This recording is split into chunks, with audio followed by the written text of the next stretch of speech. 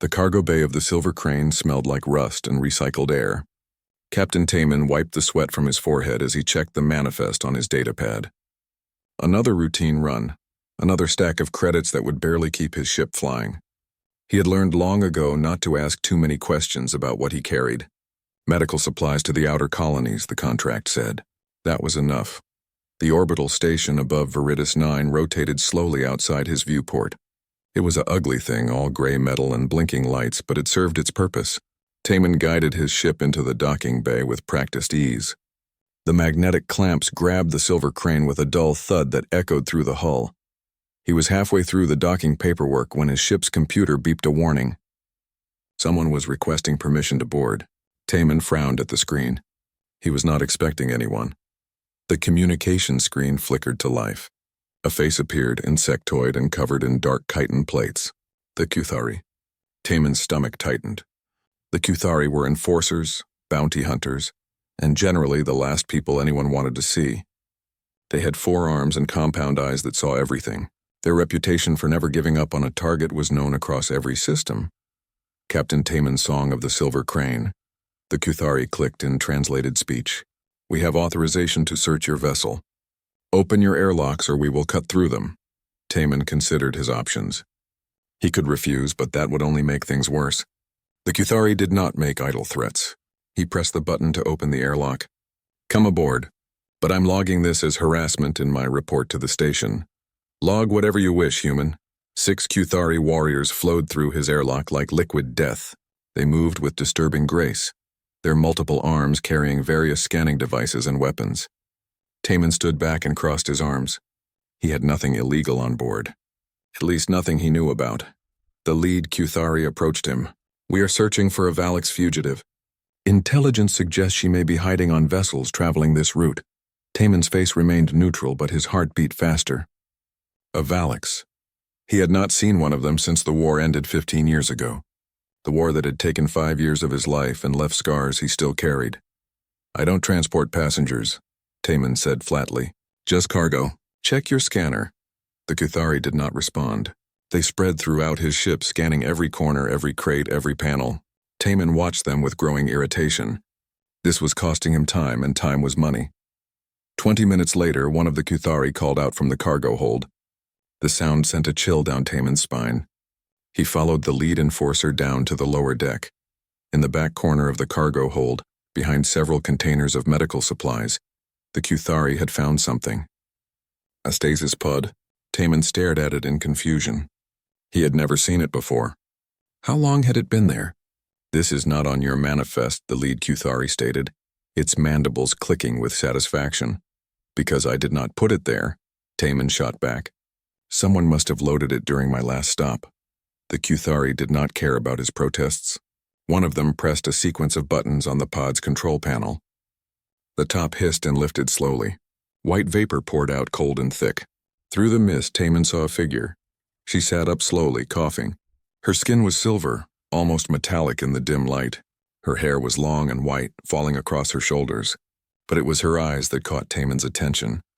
Violet, deep and bright like twin stars. A Valix woman. She looked around, disoriented, until her gaze locked onto the Kuthari. Then fear flooded her features. She tried to scramble out of the pod, but her legs were weak from stasis. She fell, and 2 Kuthari caught her with their multiple arms. Sivera of Valix homeworld, the lead enforcer announced. You are under arrest for theft of classified information and unauthorized access to Kuthari databases. You will be transported to our homeworld for trial. The woman, Sivera, struggled weakly. Her violet eyes darted around the cargo hold, searching for escape. Then they found Taman. She stared at him for a long moment, and he felt something strange. A pressure in his mind, like someone knocking on a door. Then he heard her voice. Not with his ears, but inside his head. Clear and desperate, you once set me free, human. On Cathara Prime. You don't remember, but I do. Taman stepped back, his hand instinctively going to his head. What was she talking about? Cathara Prime? That was impossible. He had never been to Cathara Prime. Had he? The Kuthari dragged Sivera toward the airlock. She did not resist anymore. She just kept her eyes on Taman, and he could feel her presence in his mind like an echo of something forgotten. Wait, Taman heard himself say. What are the charges exactly? The lead Kuthari turned one of its eyes toward him. That is not your concern, human. We suggest you explain to station authorities how a fugitive ended up in your cargo hold. Consider yourself fortunate we do not arrest you as an accomplice. They took her. Taman watched them go, unable to move, unable to speak. The airlock closed behind them with a harsh clang. He stood alone in his cargo bay, surrounded by boxes of medical supplies and an empty stasis pod. Cathera Prime. The name echoed in his mind. Why did it sound familiar? Why did it make his chest tighten with something that felt like old fear? That night, Taman tried to sleep in his captain's quarters. The Silver Crane was still docked at the station while authorities investigated how the stasis pod had ended up on his ship. He lay in his bunk, staring at the metal ceiling, his mind racing. Then the dreams came. Fragments of memory like broken glass. A planet's surface, red dirt under his boots. Soldiers around him, their faces young and scared. He was wearing military gear, carrying a rifle. Corporal Taman Song, the name tag said. A building, concrete and cold. And inside, prisoners. Valix prisoners lined up against a wall. Among them, a young woman with silver skin and violet eyes. Terrified, looking right at him. Taman woke with a gasp, his heart pounding. His sheets were soaked with sweat. His hands were shaking. He sat up and put his head in his hands. What had he done on Cathera Prime? What had he forgotten? And why did that Valix woman remember when he could not? Outside his viewport, the stars watched in silence, keeping secrets that Taman was only beginning to remember. The dreams did not stop. Every time Taman closed his eyes, he saw more. The memories came back in pieces like a puzzle he did not want to complete, but his mind would not let him rest. He remembered the transport ship that took his unit to Cathera Prime. He was 22 years old, barely out of basic training. Corporal Taman Song of the United Earth Defense Force, 3rd Infantry Division. The war with the Valix had been going on for 3 years. Everyone said it would end soon. Everyone was wrong. Cathera Prime was a border world, a planet nobody cared about until the war made it important. The Valix had captured it early in the conflict. Earth forces took it back after a bloody battle that left most of the cities in ruins. Taman's unit arrived 2 weeks after the fighting stopped.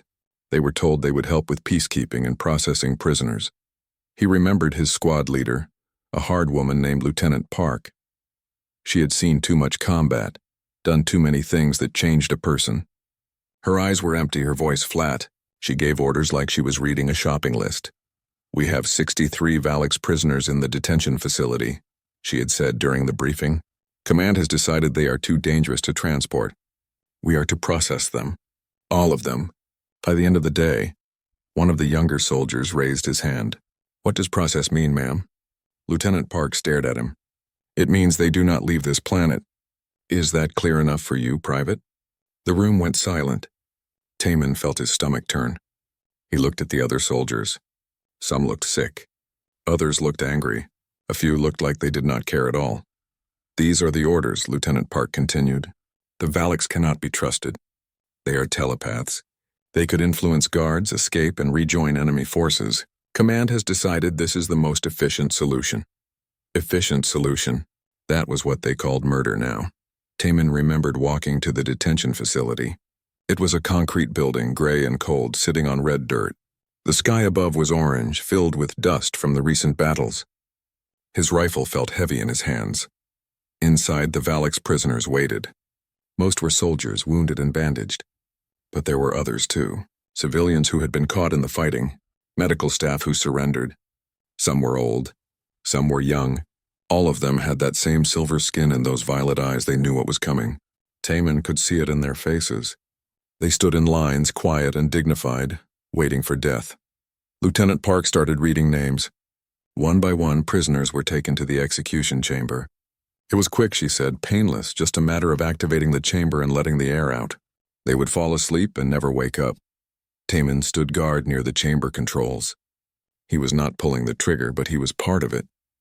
That made him guilty too. Then he saw her. The young Valix woman, maybe 20 years old. She had silver skin that caught the light, white hair tied back, and those bright violet eyes. She wore the remains of a medical uniform. Her hands were shaking, but she did not cry. She just looked around at the other prisoners, then at the human soldiers.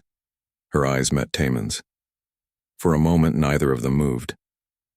He saw fear in her face, but also something else. Sadness. Not for herself, but for all of them. For what they had all become in this war. Something broke inside Taman in that moment. He did not plan what happened next. He just acted. When Lieutenant Park went to check on the next group of prisoners, Taman moved to the chamber controls. His hands moved quickly, entering override codes he had learned during training. The locks on the chamber doors clicked open. The emergency exit at the back of the facility unlocked. Then he pulled the fire alarm. Chaos erupted. Soldiers ran in every direction, thinking the building was under attack. The Valak's prisoners saw their chance. 12 of them ran for the emergency exit, including the young woman with violet eyes. She looked back at Taman once before she disappeared into the orange dust outside. Lieutenant Park figured it out quickly. She grabbed Taman and slammed him against the wall. "What did you do?" "I don't know," Taman lied, his face blank. "The system malfunctioned. Maybe sabotage." She hit him hard across the face. Then she shot him in the leg. The pain exploded through his body and he fell. She stood over him, her face twisted with rage. "You let them escape. You are a traitor." "Prove it," Taman gasped through the pain. "The system failed." "Check the logs. I was just standing here when the alarm went off." She could not prove it. The fire alarm covered his tracks. The override codes left no trace of who entered them. Taman was treated for his gunshot wound and sent back to Earth after his recovery. The official report said he was injured during an enemy attack while processing prisoners. He received a medical discharge and a small pension, but the guilt stayed with him. He tried to forget Cathera Prime. He drank too much. He took jobs that did not matter. He flew alone through space carrying cargo from one place to another, never staying anywhere long enough to remember. Now, lying in his bunk on the silver crane, Taman remembered everything. The young Valak's woman he had saved was Sivara. She had grown up, become someone important enough for the Kuthari to hunt across the galaxy, and she remembered him. Taman sat up and turned on his datapad. He needed to know what happened to her after Cathera Prime. He needed to know why she was arrested. He searched the Kuthari public records using contacts he had made over years of freight running. It took hours, but he found something. Savara was accused of stealing classified data about something called the Nullifier. A weapon, the report said, something that could destroy entire star systems. She had stolen it from a Kuthari research facility and was running when they caught her. But why would a medical worker turned fugitive steal weapon data? It did not make sense. Taman made a decision. He opened a secure communication channel and sent a message to an old friend. Someone he had not spoken to in 5 years, someone who owed him a favor. The response came back an hour later, a coded message with coordinates and a simple sentence. "I knew you would call eventually. I will help. But this is going to cost us both." The message was signed with a single name. Doyen Taman stood and looked at himself in the small mirror above his sink. He saw a man approaching 40, weathered by years of running from his past. His face was scarred, his eyes tired, but for the first time in 15 years he felt something other than emptiness. He felt purpose. Sivara had said he set her free once. Now it was time to do it again. Taman met Doyen at a dive bar on the lower levels of Nexus Gate Station. The station was massive, a sprawling city in space where 6 different species came to trade, deal, and occasionally kill each other. It sat at the crossroads of major shipping lanes, making it both incredibly important and incredibly dangerous. Doyen looked different from the soldier Taman remembered. Gone was the clean uniform and regulation haircut. Now he wore mismatched clothing, had long hair tied in a messy knot, and carried enough tech gear to run a small ship. His eyes were still sharp though, still missing nothing. "You look terrible," Doyen said, sliding a drink across the table. "Still having the nightmares?" "Every night now," Taman admitted. He did not touch the drink. "I need your help. I need to break someone out of Kuthari custody." Doyen laughed, then stopped when he saw Taman was serious. "You are insane. Kuthari prison transports are impossible to breach. They have military-grade shields, armed guards, and backup from every security force in this sector." "I know. That is why I need you."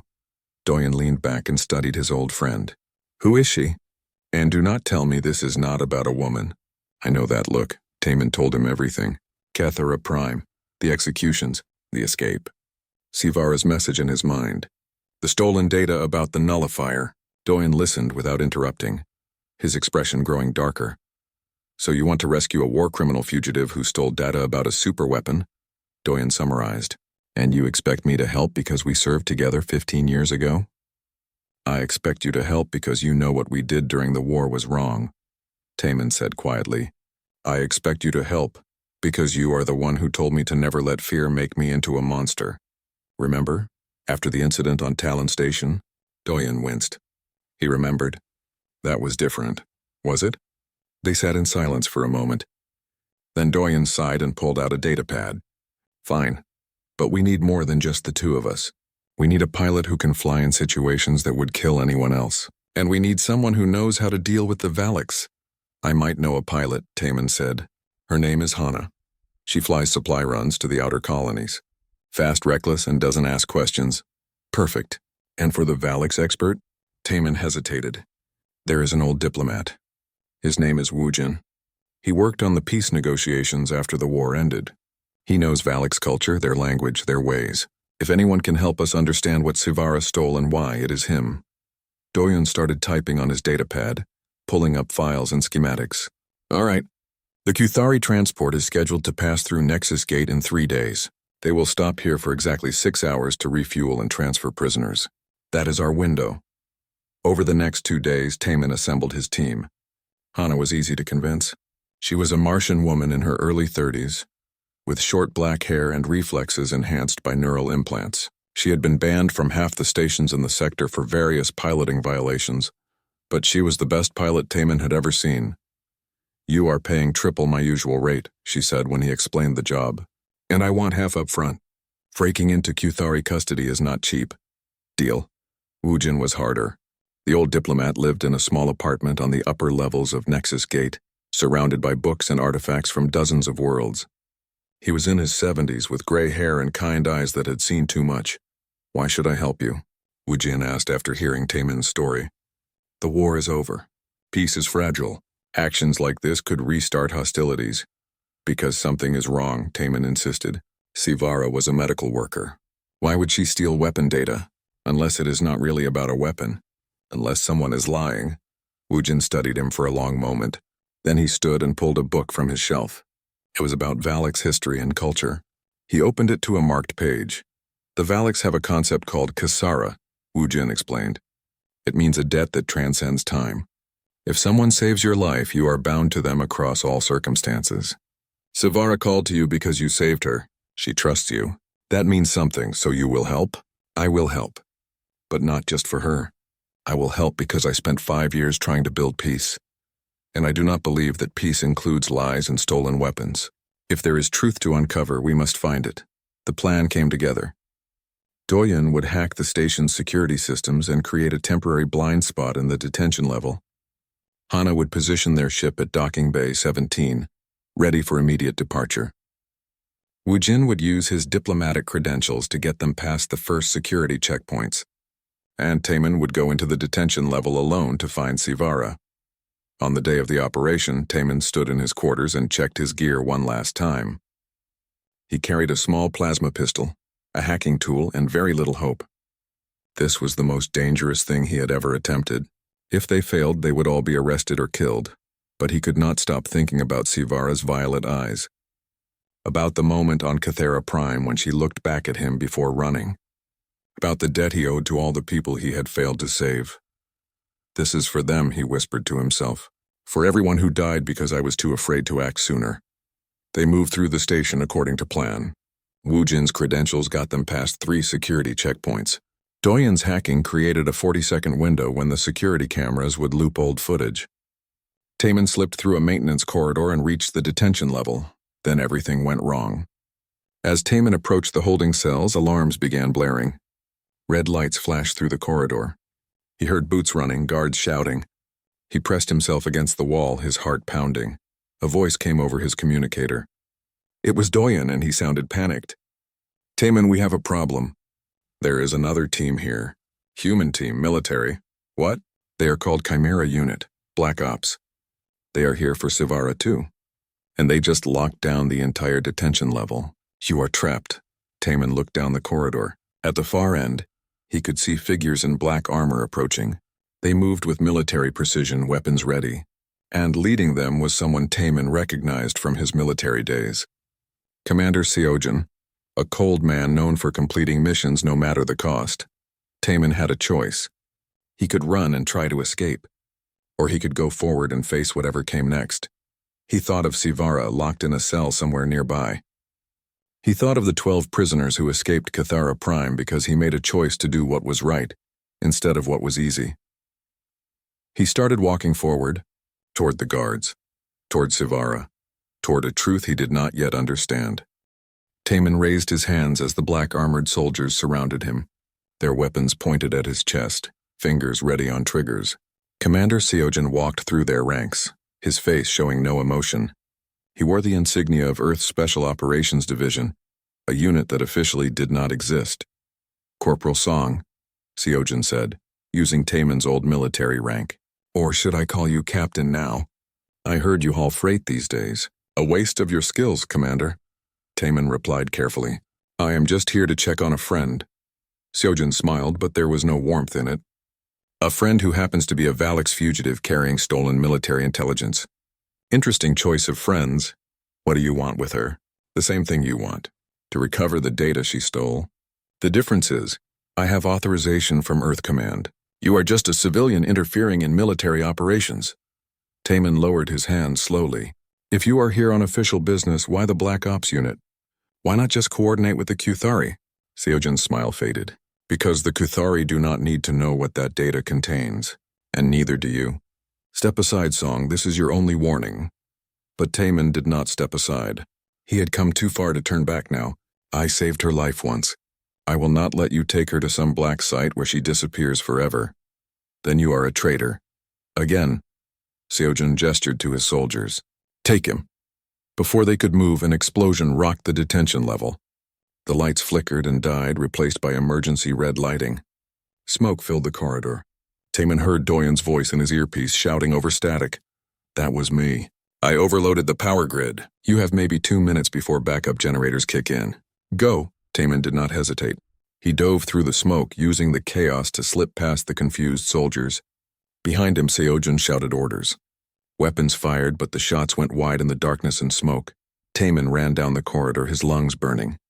He pulled out Doyen's hacking device and pressed it against the first cell door he found. The lock clicked open. Inside was an alien prisoner, not Sivara. The creature hissed at him in a language he did not understand. He moved to the next cell. Empty. The next one held 2 Kuthari criminals who immediately attacked him. He barely dodged their clawed hands and slammed the door shut again. The emergency lights grew brighter. Time was running out. Taman tried 3 more cells before he found her. Sivara sat on a metal bench, her silver skin pale in the red emergency lighting.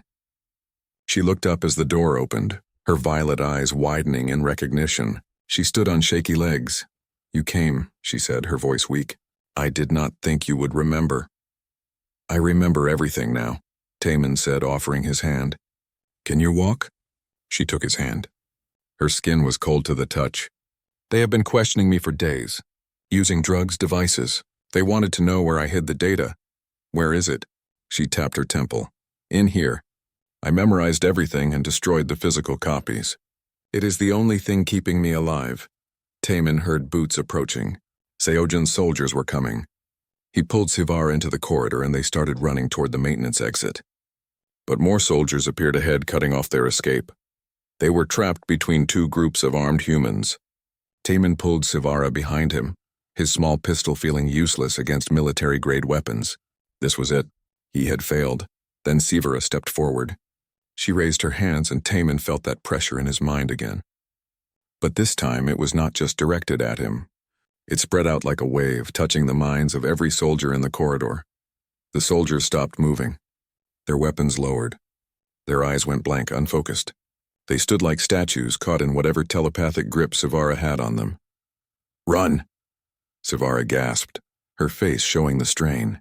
I cannot hold them long, they ran. Behind them, Taman heard soldiers starting to shake off the mental hold, shouting in confusion. Seojin's voice cut through the chaos, cold and angry. Shoot them! Kill them both if you have to, but do not let them escape. Weapon fire erupted. Taman felt heat as a plasma bolt passed inches from his head. He pulled Sivara around a corner just as more shots hit the wall where they had been standing. Doyun, Taman shouted into his communicator. We need an exit, now! Working on it. Get to the junction point where the detention level meets the station's main infrastructure. I can open a path from there. They ran through corridors filled with alarms and flashing lights. Other prisoners were escaping now, adding to the chaos. Kuthari guards rushed past them, more concerned with the mass breakout than two running figures. Sivara stumbled, and Taman caught her. She was shaking, her silver skin glistening with sweat. Using her telepathy had drained her. I cannot do that again, she said weakly. Not for several hours. Maybe longer. Then I will carry you. He lifted her, surprised at how light she was. She wrapped her arms around his neck as he ran. Behind them, he could hear Seojin's soldiers getting closer. They were professional hunters, trained to never give up. Taman reached the junction point. It was a large room filled with machinery, pipes, and power conduits. Doyen's voice crackled in his ear. There, the ventilation shaft on the north wall. I'm opening it now. A large grate swung open, revealing darkness beyond. Taman ran toward it, but before he could reach it, more soldiers poured into the room. Not Seojin's team this time. These were Kuthari enforcers, their insect faces showing no emotion. The lead Kuthari raised a weapon. Stop or die, Taman stopped. He was caught between human soldiers behind and Kuthari enforcers ahead. There was nowhere left to run. Then the room shook. A massive explosion somewhere in the station. The lights went completely dark. Taman heard Woojin's voice, calm and steady. That was me. I convinced station security that there was a bomb threat near the reactor. They are evacuating this entire section. You have about 90 seconds before they realize I lied. Use them wisely. In the darkness, Taman ran. He could not see, but he remembered where the ventilation shaft was. His shoulder hit the wall, pain shooting through him, but he found the opening. He pushed Sivara through first, then pulled himself in. They crawled through the shaft, their breathing loud in the enclosed space. Below them, they could hear soldiers and Kuthari guards arguing about who had jurisdiction. The sound faded as they moved deeper into the station's infrastructure. Finally, they emerged in a cargo bay. Hana was there, her ship ready, engines already warming up. She waved frantically. Get in! We have maybe 30 seconds before they lock down all the docking bays. Taman helped Sivara onto the ship. Doyen and Woojin were already aboard. As soon as Taman was through the airlock, Hana launched. The ship shot out of the docking bay just as the station's defense systems came online. Hold on, Hana shouted, her hands flying over the controls. The ship twisted and spun, dodging tracking systems and warning shots. An alarm blared as a missile locked onto them, but Hana was too good. She dove toward the station's superstructure, using the massive metal hull as cover. The missile hit the station instead, exploding harmlessly against its shields. Then they were clear, jumping to hyperspace before anyone could follow. In the crew compartment, Taman finally allowed himself to breathe. They had done it. Sivara was free, but as he looked at his exhausted team, he knew this was just the beginning. They had made powerful enemies today, and somewhere in Sivara's mind was information that people were willing to kill for. The silver crane drifted through empty space, engines damaged and leaking fuel. Hana had pushed the ship too hard during their escape. Warning lights blinked across the control panel, each one representing another system failing. They needed repairs, and they needed them fast. There, Woojin said, pointing at a scan on the display. An old mining facility. Abandoned according to records. It has docking capabilities and should have basic repair equipment. It is in unclaimed space, Doyen added, checking his data. No one will look for us there, at least not immediately. Hana guided the limping ship toward the facility. It was an ugly structure of metal and rock attached to an asteroid like a parasite. Parts of it were dark, others still had emergency power. They docked in one of the larger bays, and the ship settled with a groan of stressed metal. I need at least 12 hours to fix the main engines, Hana said, already pulling out her tools. Maybe longer if the damage is worse than I think. Then we have 12 hours to figure out what we do next, Taman said. He looked at Sivara, who sat quietly in the corner. She had not spoken much since they escaped. Her violet eyes were distant, lost in thought. Doyen set up his equipment in what used to be the facility's control room. He started scanning for any pursuit, any sign that Seojun or the Kuthari had tracked them. Woojin made food from their limited supplies, and Taman sat down next to Sivara. We need to talk, he said gently, about what you stole, about why everyone wants you dead. Severa looked at him and he saw exhaustion in her face, not just physical tiredness but the deep weariness of someone who had been running for too long. "You saved me twice now," she said quietly. "On Cathera Prime and today, I owe you the truth." She closed her eyes, gathering her thoughts. When she spoke again, her voice was steady but filled with old pain. "After I escaped Cathera Prime, I made it to a resistance group. Other Valaks who did not want the war. We helped refugees, tried to save lives while our governments destroyed worlds. I became a medical researcher. I wanted to understand how to heal the damage the war caused." She paused and Taman waited. He could sense there was more, something darker coming. 3 years ago, I discovered something in a medical database. Patients were dying in human quarantine zones. Thousands of them. The symptoms were unlike anything natural. I investigated quietly, carefully. What I found... She opened her eyes and they were filled with anger. It was a bioweapon, created by Valak scientists during the war. Taman felt his blood go cold. A bioweapon that targets humans? Yes, it was supposed to be deployed during the final year of the war. It would spread through human populations slowly, killing them over months. But something went wrong. The weapon was released too early, in a contained accident. It infected hundreds of thousands of humans before anyone knew what was happening. Why did I never hear about this? Taman demanded. Why were there no news reports? Because both governments covered it up, Sivara said bitterly. The Valak's leaders could not admit they created such a weapon.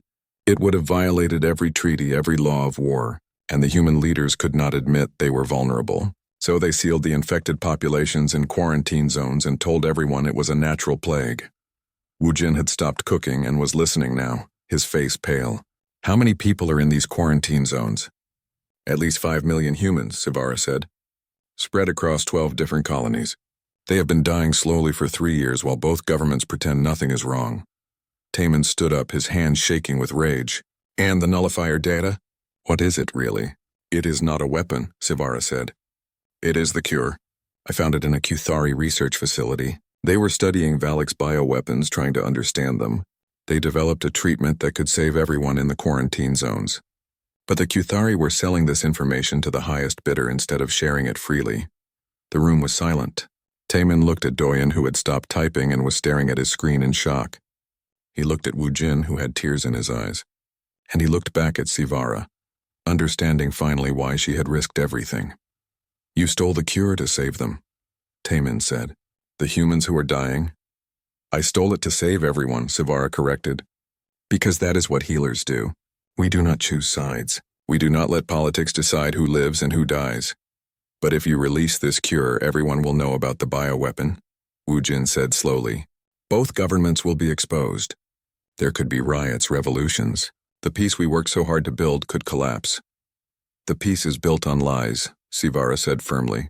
Real peace requires truth, no matter how painful. Before anyone could respond, Doyen's equipment started beeping frantically. He looked at his screens, his face going white. We have a problem, he said. Multiple ships just entered this sector. They are scanning asteroids looking for us. How many ships? Hana called from the engine room. 6, no, 8. Military grade. Doyen typed rapidly, pulling up more information. It is Seojin's Chimera unit. They found us. Taman looked at the others. Hana could not fix the engines in time to run. They were trapped on a dead facility in empty space with enemy soldiers incoming. This time there was no clever trick to save them. How long until they reach us? Taman asked. 20 minutes.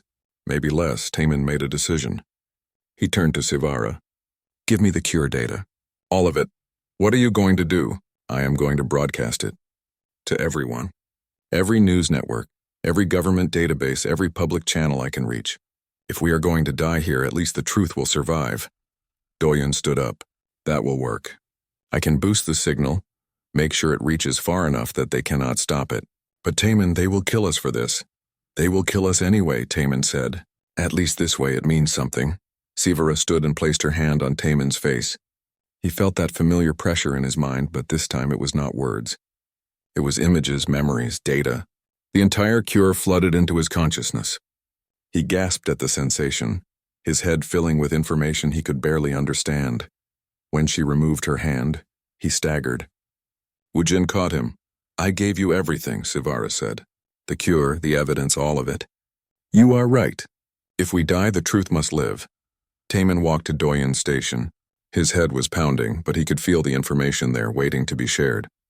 Doyen set up the broadcast system, linking to every relay he could find. "Ready when you are," Doyen said. Taman hesitated. Once he did this, there was no going back. He would be confirming himself as a traitor in the eyes of Earth Command. He would be exposing secrets that powerful people had killed to protect. His life would never be the same. He thought about the 5 million people dying in quarantine zones. People who did not even know why they were sick. People whose governments had abandoned them for political convenience. He thought about Cathera Prime, about all the choices he should have made but did not. He pressed the button. The broadcast began, spreading across space at the speed of light. It would take hours to reach the closest inhabited systems, but once it did, everyone would know. "It is done," Doyen said quietly. Outside, through the facility's windows, they could see the Chimera unit ships approaching. Their weapons were armed and ready. Seojin's voice came over the communication system, cold and angry. "Captain Song, you just made the worst mistake of your life. Surrender now and I promise you a quick death. Resist and I will make you suffer for what you have done." Taman picked up his communicator. He was not afraid anymore. Fear had controlled him for too long. "Commander Seojin, you are too late. The truth is already spreading. Kill us if you want. It will not matter." There was a long silence. Then Seojin spoke again, and this time his voice was different, quieter, almost sad. "You really think you are a hero, don't you? You think releasing that data will save people? You're wrong, Song. You just started a war." The communication cut off. The Chimera unit ships moved closer, weapons charging, and in the cold darkness of space, Taman and his crew waited for whatever came next. The first shot hit the asteroid near their facility, shaking the entire structure. Dust and small rocks drifted past the windows. Seojin was not bluffing. He was going to destroy them. "We need to move," Hana shouted from the engine room. "The engines are not fully repaired, but they will get us away from here. Maybe." Everyone rushed to the silver crane. Taman helped Sivara, who was still weak from the telepathic transfer. They strapped into their seats as Hana fired up the engines. Warning alarms immediately started blaring. "The engine is at 60% capacity," Hana called out. "If I push it too hard, we will explode. If I do not push it hard enough, they will blow us apart." "Great options all around." She launched the ship anyway. The silver crane shot out of the docking bay, just as another missile hit the facility behind them. The explosion lit up the darkness, debris flying in all directions. "They are following," Doyen reported, watching his sensors. "All 8 ships, and they are faster than we are." Taman looked at the navigation charts. They were in unclaimed space, far from any help. There was nowhere to run. Then he saw something on the edge of the sensor range, a cluster of debris, thick and dense. "The Crimson Belt," he said, pointing at the screen. "Can we make it through there?" Everyone turned to look at him. The Crimson Belt was famous in this sector. It was the remains of the war's final battle, where hundreds of ships from both sides had destroyed each other. The debris field was massive, filled with wreckage, unexploded weapons, and automated defense drones that attacked anything that moved. "That is suicide," Woojin said quietly. "No one goes through the Crimson Belt, not even the most desperate pirates." "Exactly," Taman said. "They will not expect us to try, and if we can get through, they cannot follow with their larger ships." Hana looked at the navigation data, calculating trajectories in her head. Her face was pale but determined. "It is possible. Maybe, if everything goes perfectly. Which it won't." "Do it," Taman ordered. Hana changed course, pushing the damaged engines to their limit. The silver crane headed straight for the Crimson Belt. Behind them, the Chimera unit ships followed, firing continuously. One shot hit their shields, draining them to critical levels. "Shields at 10%, Doyen shouted. "One more hit and we are dead." They reached the edge of the debris field. Hana did not slow down. She dove straight in, threading the ship between spinning pieces of wreckage. A destroyed frigate rotated past them, so close that Taman could see the names still painted on its hull. Names of soldiers who died 15 years ago. The Chimera unit ships slowed at the edge of the field.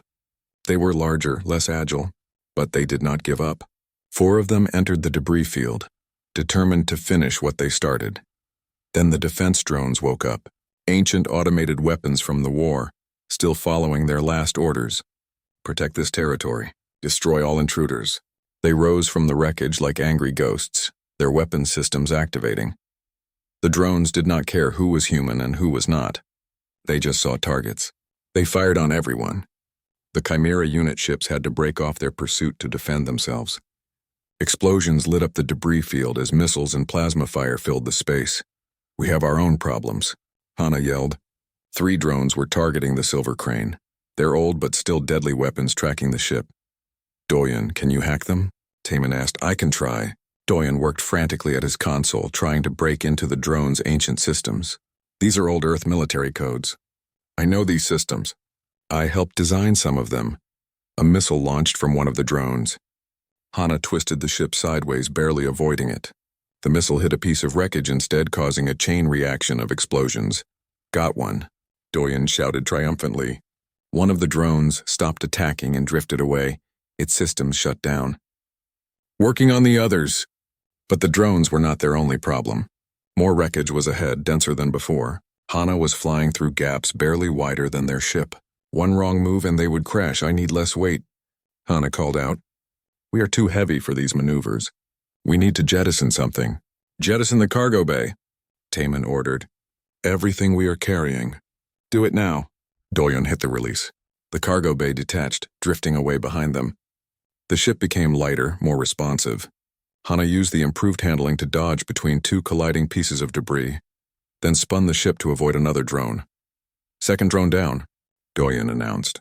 Only one remained, but it was the closest and most persistent. Its weapons charged for a final shot.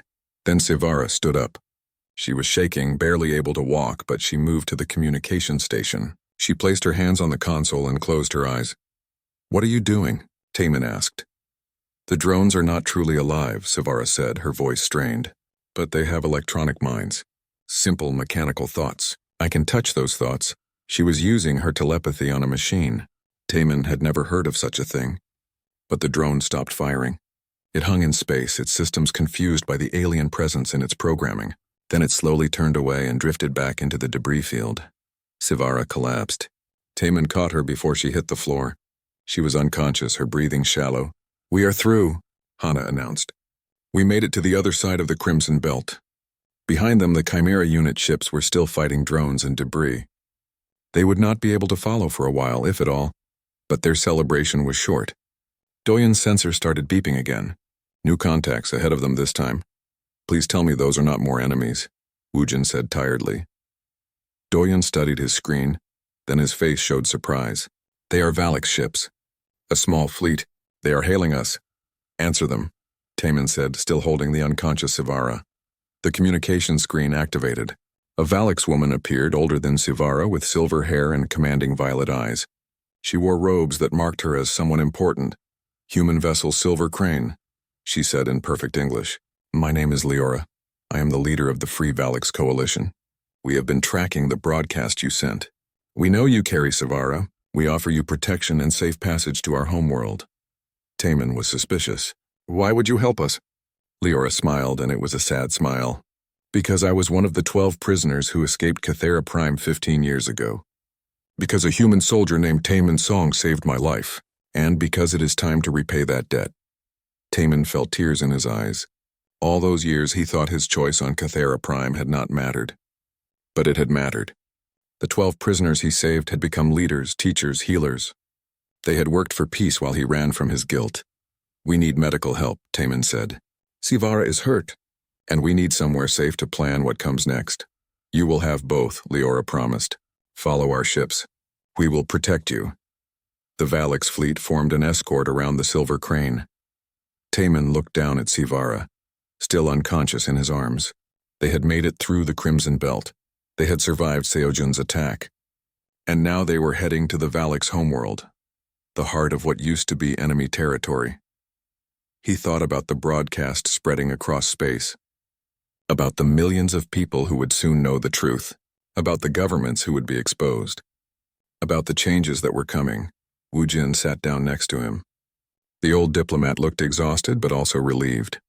You know that going to the Valix homeworld means we can never go home again. Earth will brand us as traitors. I know, Taman said, but maybe home is not a place. Maybe it is the people who stand with you when you do what is right. Hana called from the pilot seat. We will reach Valak space in 6 hours. Everyone should rest. Something tells me we will need our strength for what comes next. Taman carried Sivara to a bunk and laid her down carefully. He sat beside her, watching her breathe. She had trusted him twice now with her life. Once as a frightened prisoner and once as a determined healer trying to save millions. He would not let her down again. The Valak's homeworld was beautiful. Taman had expected something alien and frightening, but instead he saw a planet of silver forests and violet oceans, with cities that seemed to grow from the land rather than being built upon it. As their ship descended through the atmosphere, escorted by the Free Valak's coalition fleet, he understood why his people had feared this world. It was peaceful, advanced, and completely unlike the propaganda Earth had spread during the war. Sivara woke during the descent. She was still weak, but her violet eyes brightened when she saw her homeworld through the viewport. I thought I would never see this place again, she whispered. Welcome home, Taman said, helping her sit up. They landed at the capital city, a sprawling settlement of elegant structures and gardens. Thousands of Valaks gathered to watch their arrival. Many held signs written in both Valaks and English. Some signs thanked them for the truth. Others called them heroes. A few called them fools. Leora met them at the landing pad along with what appeared to be the Valak's ruling council. They wore flowing robes of different colors, each color representing something about their position or achievement. Leora's robes were deep blue, the color of healers and teachers. The council has agreed to hear your case, Leora told them. You will have 1 hour to present everything you know. After that, they will decide whether to support you or turn you over to the Kuthari authorities. 1 hour to change the galaxy, Doyun muttered. No pressure. They were taken to the council chamber, a circular room with a domed ceiling that showed the stars above. Hundreds of Valaks filled the seats, representing every faction of their society. Some looked friendly. Many looked skeptical. A few looked openly hostile.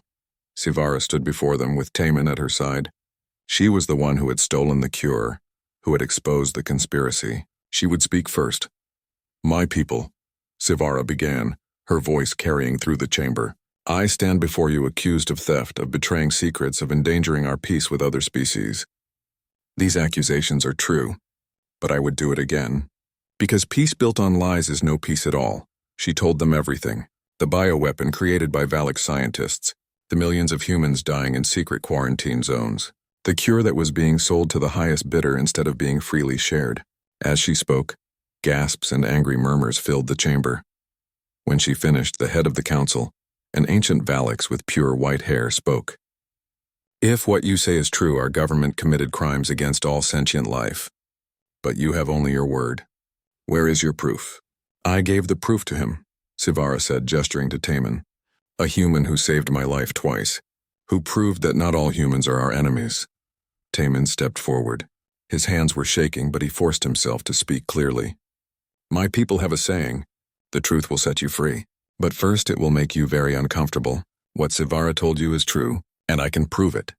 Doyun set up his equipment and connected to the chamber's display systems. The cure data appeared. Complex medical information that scrolled across holographic screens. But more importantly, there were communication logs.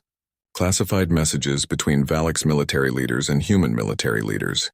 Messages that showed both sides knew about the bioweapon and the cover-up. Messages that proved the conspiracy. The chamber erupted. Some council members stood and shouted. Others sat in stunned silence. The ancient council leader raised her hand for quiet, and eventually the noise died down. This is devastating, she said. If this becomes public knowledge, there will be riots. Calls for war. The peace we worked 15 years to build will crumble. The peace was already broken, Leora said, standing. It was broken the moment our leaders chose politics over lives. Sivara and these humans have given us a chance to fix it, to build real peace based on truth and cooperation. Before anyone could respond, alarms started blaring. Red lights flashed through the chamber. A young Valaks rushed in, out of breath. Ships are entering orbit. Human military vessels.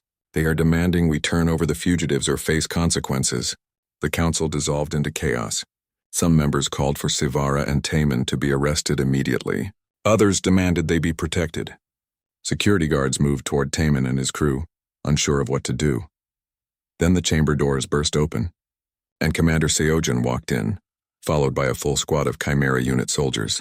Their weapons were ready, their faces hard. The chamber went silent. Seojin stood before the council, completely fearless despite being surrounded by thousands of aliens who had reason to hate humans. "I am Commander Seojin of Earth Special Operations," he announced. "I am here to arrest these fugitives under the authority of Earth Command. Resist, and my fleet will consider it an act of war." The ancient council leader stood. "You dare threaten us in our own chamber? You have no authority here, human." "I have all the authority I need," Seojin replied coldly. "My ships can destroy your capital city in minutes. Now hand them over." Taemin stepped forward, standing between Seojin and Sivara. "Is that your plan? Start another war to hide the truth? Kill more people to protect the lies?"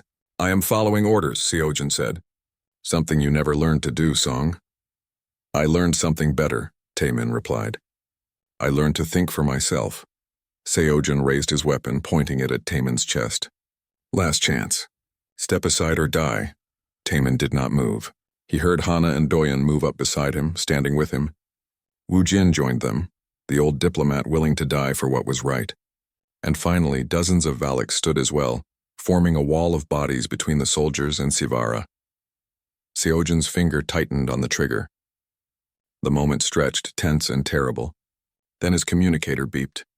He listened for a moment, his face going pale. He lowered his weapon. "What is it?" one of his soldiers asked. "The broadcast," Seojin said quietly. "It reached the core worlds. All of them. Human, Valaks, Kuthari, everyone. The truth is spreading faster than we can stop it. There are protests on Earth, riots on the Valaks colonies. People are demanding answers." He looked at Taemin, and for the first time there was something other than cold efficiency in his eyes. There was exhaustion, maybe even respect. "My commanders are ordering me to abort the mission," Seojin continued. "They say arresting you now would only make things worse. You are heroes to millions of people already. Killing you would turn you into martyrs." He holstered his weapon and gestured to his soldiers to do the same. Then he did something Taemin never expected. He saluted. "You were right, Song. Following orders is not always enough. Sometimes we have to think for ourselves." He turned to leave, then stopped. "For what it is worth, I accessed the quarantine zone records. The cure is already being distributed. You saved 5 million lives today. That counts for something." Seojin and his soldiers left the chamber. The tension broke and people started talking, crying, embracing. The ancient council leader sat down heavily, looking older than her years. "We will need to make a public statement," she said. "We will need to acknowledge our crimes and work with the human government to help those we harmed. This will not be easy. Real peace never is," Wu Jin said gently, "but it is worth the effort." Over the following weeks, the galaxy changed. The cure was distributed freely to all the quarantine zones. Medical teams from dozens species worked together to save lives. The governments that had covered up the bioweapon were forced to resign. New leaders, ones committed to transparency and cooperation, took their places. Taemin and his crew were offered asylum on the Valaks homeworld. Some called them traitors, others called them heroes. But most people just called them what they were. People who made a hard choice and lived with the consequences. 6 months after the broadcast, a memorial was dedicated on Cathera Prime. It honored all those who died in the war, both human and Valaks. Taemin stood before the monument with Sivara, their hands intertwined. "You set me free twice now," Sivara said softly. "Once from chains, once from silence." "And you freed me from my past," Taemin replied. "You gave me a reason to stop running. What will you do now?" she asked. "You could stay here, build a life. The council has offered you citizenship." Taemin looked up at the sky where ships from the New Horizon project were gathering. It was a joint exploration fleet. Humans and Valaks working together to map unknown space and build bridges between species. Hana had already signed up as a pilot. Doyen was building the communication networks. Wu Jin was serving as chief diplomat. "I think I will join them," Taemin said. "There is a whole galaxy out there that needs people willing to choose compassion over fear. People willing to do what is right even when it is hard." Sivara smiled. "Then I will come with you. If you will have me. Always." They boarded the Silver Crane, now fully repaired and upgraded with Valaks technology. As they lifted off from Cathera Prime, Taemin thought about how far he had come. From a soldier following orders, to a freight hauler running from his past, to someone who finally understood what it meant to be truly human. Humanity's greatest strength was not their weapons or their technology. It was their capacity for change, their ability to look at their mistakes and choose to do better, their willingness to show compassion even when the universe demanded cruelty. As the Silver Crane jumped to hyperspace, heading toward unknown stars and new adventures, Taman understood something important.